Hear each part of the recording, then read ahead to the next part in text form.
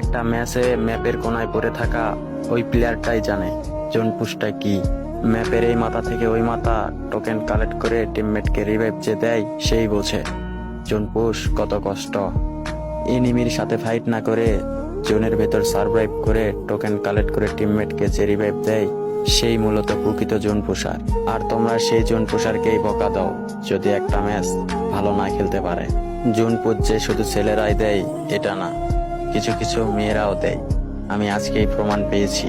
আমার ফ্যান লিস্টের একটা স্কোয়াডের সাথে খেলতে গিয়ে দেখি ওই মেয়েটা জোন পুশ দিচ্ছে। তো আমি বললাম যে আপু তুমি কি জোন পুশ দাও? সে বলল যে আমার তো গ্যান মাস্টারের প্লেয়ার আছে, আমার ফ্যান লিস্টে সব গ্যান মাস্টারের প্লেয়ার, রিজনের প্লেয়ার। আমি তো অবাক হয়ে গেলাম যে একটা মেয়েও এইভাবে জোন পুশ দিতে পারে, আমি কখনো ভাবতেই পারিনি। একটা জোন পুশারের মনে অনেক কষ্ট থাকে, তারা এমনি এমনি জোন পুশ দেয় না ভাই। আমি জোন পুশ দিতে যখনই হুট করে মরেছি তখনই বকা শুনেছি। আমি একটা ভিডিওতে বলছিলাম যে তোমরা আমাদের কাছে অনেক দামি ভাই, অনেক, তোমাদের মতো এত দামি আমরা না। এর জন্যই তোমরা যেটা বলো ওটাই শুনি, যা করতে বলো ওটাই করি।